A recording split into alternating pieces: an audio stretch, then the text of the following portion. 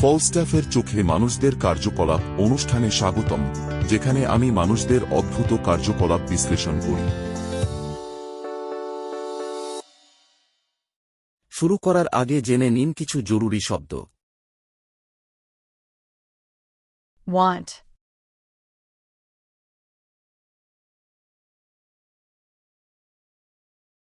Want.